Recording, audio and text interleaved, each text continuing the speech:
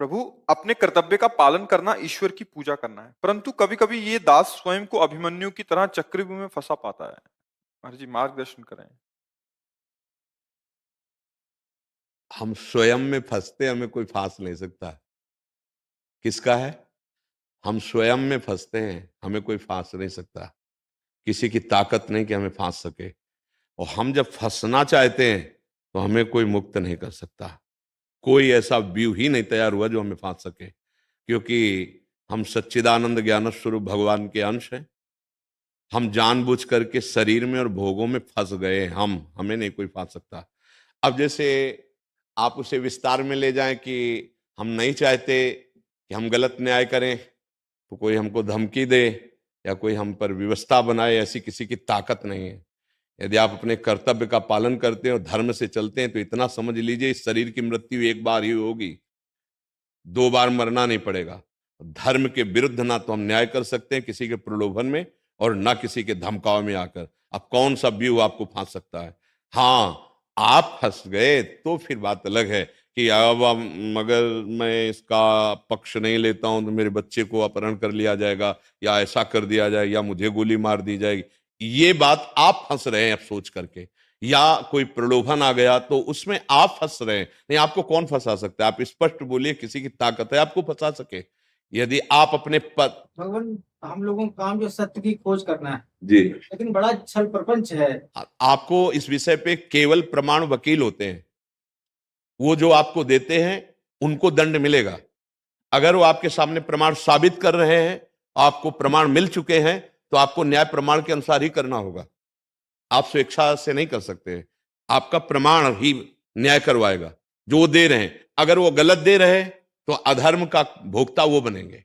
आप तो उन प्रमाणों के अनुसार देख करके न्याय कर रहे हैं, फिर आपको फंसा कौन सकता है?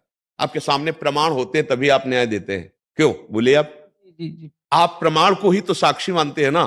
आपने उस दृश्य को नहीं देखा। आप उस केस के सबूत जब सामने पेश किए जाते हैं तभी तो आप उन्हीं के आधार पर दंड देते हैं। तो उस समय आप भगवान को याद कीजिए और प्रभु को कि हे सर्वज्ञ प्रभु, मेरे सामने साक्ष्य उपस्थित हैं।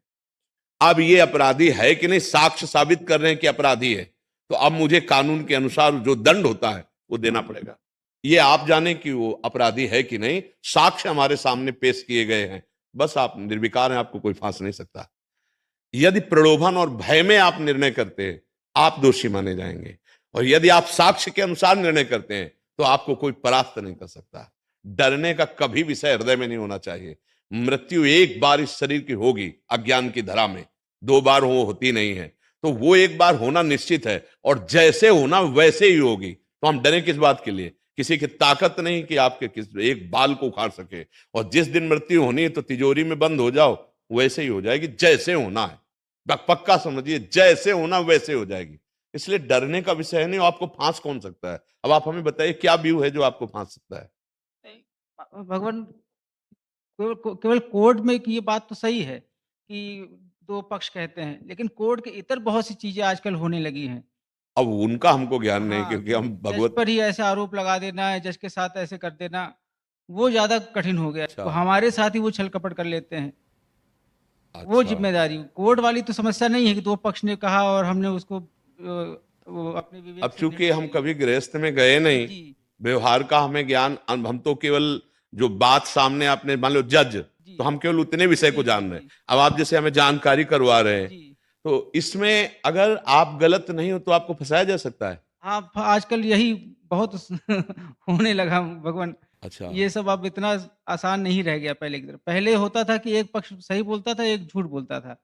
अब दोनों ही झूठ बोलते हैं और उसके अलावा पूरे प्रपंच रचते हैं, छल कपट होता है। वैसे मुझे लगता है कि अगर हम प्रभु का आश्रय लिए हैं और सत्य पे चलते, तो मुझे झुका तो कोई नहीं सकता।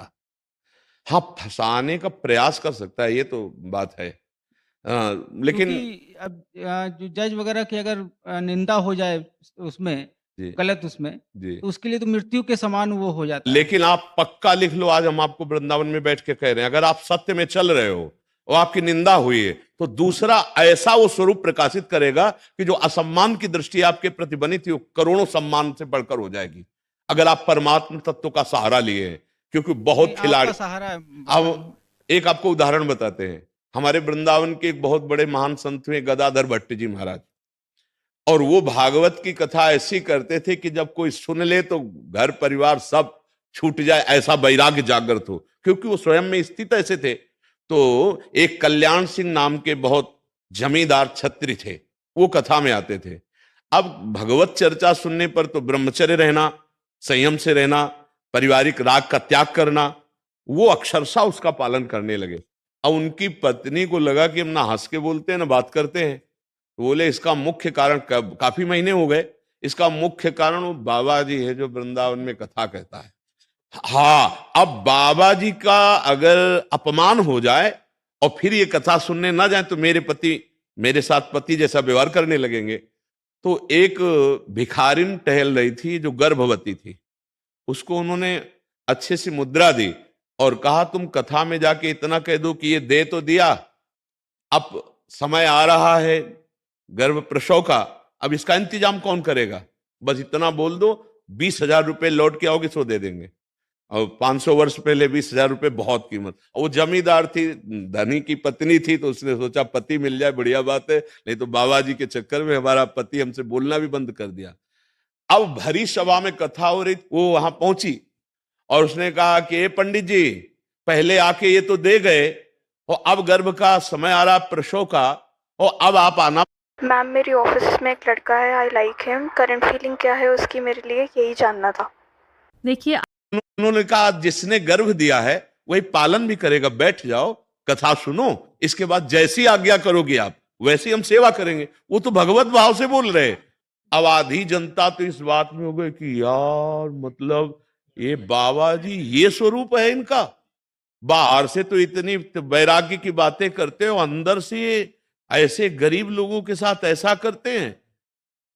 कल्याण सिंह ने मन में सोचा ऐसा कभी नहीं हो सकता, जिनकी वाणी में ऐसा तेज है वो कभी ऐसा आचरण कर ही नहीं सकते, जो आचरण ऐसे करता है उसकी वाणी पोली होती है, उसमें दम नहीं होती। अब अंदर से उनको बहुत क्रोध आया कि मेरे गुरुदेव के प्रति इतना बड़ा, अब कैसे करें।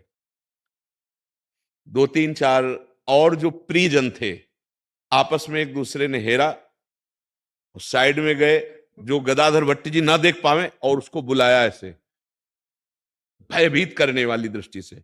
अब वो सीधे निकल के गए, वो तो कथा में मगन हो गए, पीछे गए, कहा सच्ची बता दो तो तुम्हें छोड़ देंगे नहीं काट डालेंगे। तुम जानते हो महाराज को, सच्ची बताना, कब आए हो कब मिले। तो उनका मैं कभी नहीं जानती, मैं पहली बार मिली। बोले क्यों कहा, तो उनका इनमें से कोई कल्याण सिंह है, उनकी पत्नी ने हमको कुछ मुद्राएं दी, लौट के जाएंगी तो 20,000 मुद्राएं मिलेंगी। तो वो कल्याण सिंह ने आके कहा सभा में बोल, तब सभा में बुलवाया, सब लोगों की श्रद्धा बनी और भी बड़ी श्रद्धा उनके प्रति बनी। तो मेरी प्रार्थना है कि अगर कोई ब्लेम लगाता है आपको तो माना थोड़ी देर के लिए आपकी यश में मलिनता वाली बात आएगी, लेकिन वो परमात्मा आपको ऐसे जगह प्रकाशित करेगा कि आप देख लेना वो मलिनता आपको छू नहीं सकती। नहीं तो धर्म और सत्य की फिर महिमा क्या रह जाएगी, फिर तो हम डर कर असत्य में चल पड़ेंगे ना, कि अब हम आपको, वो अंग्रेजी में शब्द ब्लैकमेल, अगर हम किसी तरह से ब्लैकमेल कर रहे हैं आप आ गए तो अधर्म बन जाएगा। फिर नहीं, डरना नहीं है, डरना नहीं। भगवान उसी में और डर नहीं है सत्य में, जी। केवल यही है आज की परिवार। नहीं, आपकी बात समझ रहे हैं कि अगर एक बार किसी भी पवित्र आत्मा के ऊपर न्याय विभाग में आप हो और आपको ये हो जाए कि कलंक लगने वाली बात है केवल। लेकिन आप चिंता न करें, सबके ऊपर एक है। आपको नहीं डरना है। हाँ, वो आपके ऊपर तो एक दाग लगाना चाहेंगे, अगर ज्यादा हो गया तो उनके मुंह में कालिक पुतवा देगा। वो बहुत खिलाड़ी है, ये भी बात आप समझ लो। आपके तो एक टिक्की लगाने की वो सोच रहे, वो पूरी कालिक उनके मुंह में। बहुत विचित्र खिलाड़ी, बहुत विचित्र। अपनी जानकारी और अपने हाथ से ऐसा कर्म बन जाएगा कि सभा में भारी बेइज्जती हो जाएगी। बात समझ लेना, जो आपको फंसाना चाहते उनके ऊपर भी कोई है। जो ज्ञानी नाम चेतांश देवी भगवती हिसाब बलादा कृष्ण मोहाय महामाया प्रेक्षति, वो अनंत माया शक्तियों का स्वामी परमात्मा है। वो कैसे तुम्हें गिरने दे सकता है। डरना नहीं, झुकना नहीं, और किसी के भी धमकाने से आप कभी भी अपने निर्णय को नहीं बदलना। चाहे जितना कोई बड़ा हो, भगवान से बड़ा कोई नहीं है। जब वो तुम्हें सताएगा तो तुम भगवान की तरफ देखो, प्रभु अब आप देखो संतों की वाणी सुनकर हम सत्य पे चलना चाहते हैं, और ये हमको इस तरह से, अब आप देख लो, वो न्यायाधीश ऐसा है कि 1 मिनट में ऐसा न्याय करवा देगा, अपने आप सब ठीक हो जाएगा, अपने आप विश्वास मानो उसके बड़े हाथ हैं। ये अधर्म आचरण थोड़े दिन के लिए, जैसे दुर्योधन ने अपना अधर्म का स्वरूप विस्तार किया तो पांडवों को थोड़ा कष्ट हुआ, लेकिन सिंहासन पर विराजमान पांडव ही हुए, भगवान का सानिध्य पांडवों को ही प्राप्त हुआ। तो मुझे लगता है धर्म में थोड़ा सा हो सकता है कि विक्षेप डाले कोई, लेकिन विजयी नहीं हो सकता। अब हम इस डर से अपने जीवन को अधर्म में उतार दे तो ठीक नहीं रहेगा, चाहे कोई कितना बड़ा हो। आप जब धर्म से चलोगे तो आपके साथ भगवान है, और जिसके साथ भगवान है उसकी विजय निश्चित है। महाराज जी, चरण स्पर्श। महाराज जी, क्या किसी व्यक्ति के व्यक्तित्व विकास एवं आगामी जीवन के लिए परिस्थितियां एवं परिवेश ही जिम्मेदार हैं? परिस्थितियां तो नहीं जिम्मेवार हैं, परिस्थिति तो पूर्व कर्म के अनुसार आती है। जैसे मान लो हमारे अच्छे कर्म रहे तो सुखद परिस्थिति आ जाएगी, बुरे कर्म रहे तो दुखद परिस्थिति आ जाएगी। अब हमारा विवेक उस समय कि हम उस दुखद सुखद परिस्थिति का सदुपयोग कर पाए, उसमें डूब न जाए। जैसे सुखद परिस्थिति आ गई तो अभिमान में फूल कर हमारे द्वारा गलतियां हो सकती हैं, दुखद परिस्थिति आ गई हम इतने निराश, हताश, उदास, टूट सकते हैं। इसका मतलब वो परिस्थिति का आप भोग कर रहे हैं। अगर आप परिस्थिति का सदुपयोग कर लें तो आपके जीवन में आगे विकास, प्रकाश, उन्नति का कारण बन सकती है। जैसे अब हमारी दुखद परिस्थिति आई तो हमें धैर्यवान रहना है, बहुत विवेक से काम लेना है कि हमारा मन न टूटने पावे, हमारी परिस्थिति हम पे हावी न होने पावे, और हम आगे इस परिस्थिति से कैसे निकलें, ये दुखद परिस्थिति कितनी जल्दी हम इसको क्रॉस कर पावे, उसके लिए भगवान का आश्रय, भगवान का सुमिरन। जब प्रयास करके देख लिया भगवती सती के लिए भगवान शिव ने, और देखा है बात हमारी समझ नहीं रही, तो अब परिस्थिति कैसे कटे? वही है सोई जो राम रचि राखा, को करि तर्क बढ़ावे शाखा, अस कही जपन लगे हरि नामा। ये भगवान शिव की बात है कि अब वही होगा जो भगवान ने रचा है। यार माथा क्या लड़ाना है इस पे, राधा राधा राधा राधा राधा हर परिस्थिति को। अब सुखद परिस्थिति आई तो फूलना नहीं है, भूलना नहीं है, क्योंकि वो टिकाऊ नहीं परिस्थिति। जैसे दिन टिकाऊ नहीं, रात्रि टिकाऊ नहीं है, ऐसे दुखद और सुखद परिस्थितियां आने जाने वाली।